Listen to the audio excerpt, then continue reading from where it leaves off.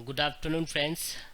चलो दोस्तों, आज हम बात करते हैं स्कजी के बारे में। तो ऑलरेडी स्कजी के बारे में कल हमने चैप्टर कंटिन्यू कर लिया था। ओके, तो स्कजी एक हार्ड ड्राइव है जिसको हम सर्वर के अंदर यूज़ करते हैं। तो आगे देखते हैं, चलो। स्कजी का मतलब होता है स्मॉल कंप्यूटर सिस्टम इंटरफेस। स्कजी तो उसके कुछ एडवांटेज हमने कल देखे थे। ओके, तो यहाँ पे स्कजी का यूज़ हम क्यों करते हैं, तो बहुत ही फास्टर होता है, कम्युनिकेशन प्रॉब्लम्स नहीं होती यहाँ पे। ओके, स्कजी के कुछ इंटरफेस देखे थे, जैसे कि स्कजी के टाइप, जैसे कि स्कजी 1, स्कजी 2 एंड स्कजी 3। तो ये मैं कल बताया था आपको। ओके, जिसमें 6 मीटर का केबल होता है, 5 Mbps का डेटा ट्रांसफर स्पीड होता है पर सेकंड। ओके, 3 मीटर्स का केबल होता है स्कजी 2 के अंदर, एंड स्कजी 3 के अंदर 32 डिवाइस एट अ टाइम आप यहाँ पे लगा सकते हो, एंड 3 मीटर्स का केबल होता है। ओके, स्कजी के कुछ वेरिएंट्स तो ये भी हमने कल बताया था। तो नैरो वेरिएंट्स जो होते हैं, तो वो वहाँ पे 8 बिट एडर डेटा को रीड कर सकता है, डेटा के अंदर डेटा को रीड करने की स्पीड।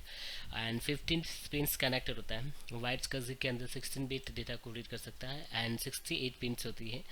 एंड फास्ट स्कजी के अंदर 10 Mbps पर से डेटा को रीड कर सकता है, एंड नैरो स्कजी होता है, वाइट स्कजी, वाइट अल्ट्रा स्कजी। तो ये भी एक वेरिएंट है, 20 Mbps पर डेटा को रीड कर सकता है। ओके, तो आज हम बात करते हैं जो स्कर्जी ड्राइव होता है, जो स्कर्जी हार्ड डिस्क होती है, तो उसके अंदर डेटा को रीड राइट करने की जो स्पीड होती है, दैट इज कॉल्ड रोटेट पर मिनट, RPM। तो रोटेट पर मिनट जो होता है वो 12,000 से लेके 15,000 RPM होता है। मतलब अगर मैं ID हार्ड डिस्क की बात करूँ, तो ID हार्ड डिस्क के अंदर उसके RPM जो होते हैं वो 300 होते हैं, 300 होते हैं।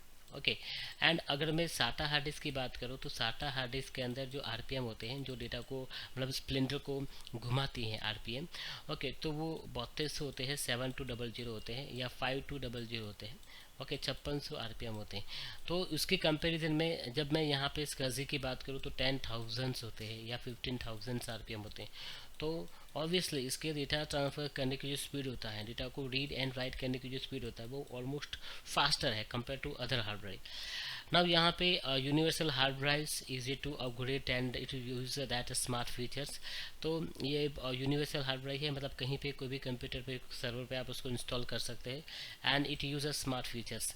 स्मार्ट फीचर्स मतलब self monitoring analysis reporting technique होता है, जिसके द्वारा अगर हार्ड डिस्क के अंदर कोई फॉल्टी डेटा है, तो उसको वो एनालाइज करता है, रिपोर्टिंग करता है यूज़र को। ओके, तो जिससे आप डेटा को मतलब प्रॉब्लम सॉल्व कर सकते हो, डेटा को आप इरेज कर सकते हो, वट एवर। सीरियल अटैचमेंट्स स्कजी मतलब सास।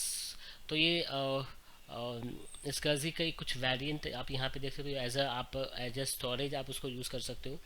ओके, तो यहाँ पे बहुत ही हायर स्पीड से डेटा को ट्रांसफर कर सकता है सास। ओके, और ये बैकवर्ड कंपेटिबिलिटी विद साटा, मतलब ये साटा के साथ कंपेटिबल है। और यहाँ पे स्कजी कमांड फॉर इंटरेक्ट विद मतलब सास को यूज़ करने के लिए कुछ कमांड आपको यहाँ पे रन करने पड़ते हैं। ओके, तो ये बहुत ही फेमस है सर्वर के अंदर, क्योंकि RPM के साथ और उसका जो स्मार्ट फीचर्स की तरह डेटा को रीड राइट करने का, डेटा को मॉनिटरिंग करने का। ओके, इसके काम पे सर्वर पे ये हार्ड डिस्क को यूज़ किया जाता है। अभी हम टाइप ऑफ बसेस मतलब बस सिग्नल्स की बात करें, तो क्या हो सकता है, जैसे कि सिंगल एड्स बस। तो यहाँ पे क्या होता है, ये सिंगल एड्स बस जो होता है, वहाँ पे डेटा को ट्रांसमिट करने के लिए positive voltage through the signal line. Okay, तो पॉजिटिव वोल्टेज दिया जाता है, एंड मैक्सिमम केबल लेंथ उसकी 6 मीटर की होती है। मतलब अगर आप सिंगल एड्स की बात करते हैं सिग्नलिंग, तो ये 6 मीटर तक आपको मतलब ये वोल्टेज प्रोवाइड करता है। लो वोल्टेज डिफरेंशियल्स, तो LVD। तो ये सिग्नल सिंग ऐसा ऐसा होता है जो डेटा को ट्रांसफर करता है, बट डिफरेंट डिफरेंट वोल्टेज में ये काम करता है, and different different volt cable पे ये वायर पे जा सकता है। स्कजी ड्राई अडेप्टर में यूज़ होता है, और इसमें स्मॉल ट्रांजिस्टर्स होते हैं, जिसके द्वारा मतलब पॉजिटिव वोल्टेज ये प्रोवाइड करता है, डेटा या सिग्नल्स को बूस्ट करता है ये ट्रांसड्यूसर के द्वारा। ओके, और एट अ टाइम यहाँ पे ये सिग्नलिंग के द्वारा आप एट अ टाइम 16 डिवाइस को एट अ टाइम आप सब पावर सप्लाई दे सकते हो। ओके, सपोर्ट कर सकता है, और मैक्सिमम 12 मीटर्स के केबल को ये वोल्टेज दे सकता है, सिग्नलिंग प्रोवाइड कर सकता है, और 3.3 वोल्टेज जनरली देखे जाते हैं। ओके, अगर मैं हाई वोल्टेज डिफरेंशियल की बात करूँ सिग्नलिंग, तो ये सिग्नलिंग क्या होता है, तो यहाँ पे आप देख सकते हो ये signalling bouncing signallings, now signallings interface the problems noisy and cross talks in, मतलब ये हाई वोल्टेज डिफरेंशियल सिग्नल्स के द्वारा कहीं पे कोई नोजी या कोई क्रॉस टॉक हो रहा है तो उसको ये रिड्यूस कर सकता है। एंड नाउ ये केबल 25 मीटर्स केबल पे ये सिग्नल को ट्रांसफ़र कर सकता है और ये बहुत ही कॉस्टली होता है।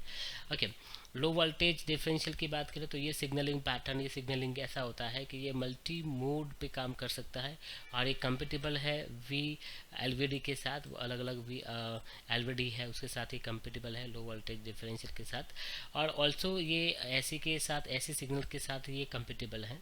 एंड ये बहुत ही रिलायबल होता है। ओके, नो डिवाइस यूज, यहाँ पे ऐसे सिग्नल्स ऑन स्कर्जी ड्राइव, स्कर्जी बस यूज़ करता है। ओके, वर्किंग विद स्कर्जी आइडेंटिफिकेशन, तो हम स्कर्जी को आइडेंटिफिकेशन करेंगे, उसका आईडी कैसे होता है, तो जंपर ब्लॉक, जिस तरह से एक साटा हार्ड डिस्क नहीं पड़ेगा आईडी हार्ड डिस्क को जब आप प्राइमरी एंड मास्टर बनाते हो तो उसके लिए जंपर बहुत ही इंपॉर्टेंट होता है। तो पुरानी जब आईडी हार्ड डिस्क थी, ओके, जिसको हम पाटा हार्ड डिस्क बोलते थे, जिसके अंदर 8 पिन का जंपर था, तो हम मास्टर एंड स्लेव बना सकते थे। तो वैसे ही यहाँ पे जंपर के द्वारा आप उसको कॉन्फ़िगर कर सकते हो। तो ये software available with SCSI drive and using the jumper towards switches on the SCSI drive. तो आप यहाँ पे जंपर के द्वारा SCSI ड्राइव को आप मैनेज कर सकते हो। Now resolving that ID conflict, मतलब जंपर के द्वारा आप इसकी आईडी जनरेट कर सकते हो, आईडी आइडेंटिफाई कर सकते हो कि फर्स्ट SCSI हार्ड डिस्क कौन सा रहेगा, सेकंड कौन सा रहेगा। तो ये आप आईडी एक जंपर के द्वारा, जंपर ब्लॉक के द्वारा आप उसको आइडेंटिफाई कर सकते हैं। आगे देखते हैं रिजॉल्विंग आईडी। तो SCSI identification specification that priority. Okay, तो SCSI को एक प्रायोरिटी दिया जाता है एंड एक्सेस, मतलब वो बसेस को एक्सेस करे। SCSI host controller on the SCSI is generally given the highest SCSI priority. Okay, मतलब रिजॉल्विंग द आईडी कॉन्फ्लिक्ट, मतलब SCSI को एक आईडी दिया जाता है, तो जो SCSI ड्राइव का हाईएस्ट आईपी होता है तो वो रिजॉल्व करता है। ओके, वो उसकी प्रायोरिटी क्या, वो SCSI को एक प्रायोरिटी दिया जाता है जैसे कि वो आइडेंटिफाई हो जाए। ओके, और ये बाय डिफ़ॉल्ट फैक्ट्री किस तरह सेट किया जाता है, by default factory settings ID 0 configure किया जाता है। SCSI 0, मतलब ये बाय डिफ़ॉल्ट फैक्ट्री सेटिंग्स दिया जाता है यहाँ पे। इंटरनल कनेक्शन, तो अगर मैं SCSI के कनेक्टर की बात करूँ तो इंटरनल, दो टाइप की SCSI होती है, एक इंटरनल और एक होता है एक्सटर्नल। तो अगर इंटरनल जो SCSI होती है तो उसको लगाने के लिए यहाँ पे इंटरनल कनेक्टर होते हैं और ये बहुत, मतलब हमारी हार्ड डिस्क को पावर सप्लाई दे सकते हैं, CD ड्राइव को पावर सप्लाई प्रोवाइड कर सकते हैं, वट एवर। एंड एक्सटर्नल जो कनेक्टर होते हैं, तो एक्सटर्नल SCSI हार्ड डिस्क या SCSI प्रिंटर स्कैनर होते हैं, उसको ये पावर सप्लाई प्रोवाइड करता है। तो अगर हम बात करते हैं इंटरनल, तो ये इस तरह से SCSI केबल होता है एंड यहाँ पे ये भी एक केबल है जिसको हम बोलते हैं SCSI cable and flat ribbon cable भी आप बोल सकते हो। ओके, एंड यहाँ पे हम बात करते हैं कि टर्मिनेशंस रिक्वायरमेंट। तो ये टर्मिनेशन रिक्वायरमेंट क्या हो सकती है SCSI की, तो passive termination that use the register to terminate SCSI signals, and if the distance between the last device on SCSI chain that SCSI controller is less than 1 मीटर। Okay, तो signal को manage करने के, जैसे कि यहाँ पे आपने एक हार्ड डिस्क लगाया तो वो हार्ड डिस्क 16 डिवाइस तक अगर सपोज के पावर सिग्नलिंग ले जा रहा है, तो सिग्नलिंग कहाँ तक ले जाना है, उसको टर्मिनेट कहाँ पे करना है, तो ये पैसिव टर्मिनेटर के द्वारा सिग्नल को मैनेज किया जाता है। एक्टिव टर्मिनेटर, तो वो क्या करता है, this register and voltage regulator is the distance between the last device on the SCSI chain and then SCSI controller is more than 1 मीटर। मतलब अगर SCSI जो केबल लगा है तो उन दोनों के बीच में अगर सपोज के 1 मीटर से भी कम डिस्टेंस है तो ये इसको एक्टिव टर्मिनेटर के द्वारा ओके उसको मैनेज किया जाता है SCSI ड्राइव को, SCSI हार्ड डिस्क को। And some device also have that built into that have jumpers and active jumper. तो बहुत सारे बाय डिफ़ॉल्ट जितने भी SCSI होते हैं इसमें बाय डिफ़ॉल्ट जंपर्स और एक्टिव टर्मिनेटर होते हैं जिसके द्वारा सिग्नल को मैनेज किया जाता है। SCSI के अंदर हम रेड कॉन्फ़िगर कर सकते हैं। रेड मतलब क्या होता है, रेडियम एरी इंडिपेंडेंट डिस्क होता है। तो ये टेक्निक होता है SCSI हार्ड डिस्क के अंदर जिसके द्वारा आप फॉल्ट टॉलरेंस सर्विस प्रोवाइड कर सकते हो। यहाँ पे आप red 1, red 0, red 1, red 2, red 3, red 4, red 5, red 10 okay आप यहाँ पे कॉन्फ़िगर कर सकते हो जिसके द्वारा आप यहाँ पे डेटा का मतलब डेटा को फॉल्ट मतलब हार्ड डिस्क को fault tolerance data suddenly loss होते हैं तो उसको आप यहाँ पे बचा सकते हैं। तो दोस्तों आगे हम रेड के बारे में बात करेंगे कल। तो चलो दोस्तों आज का लेक्चर यहाँ तक रखते हैं। Thank you.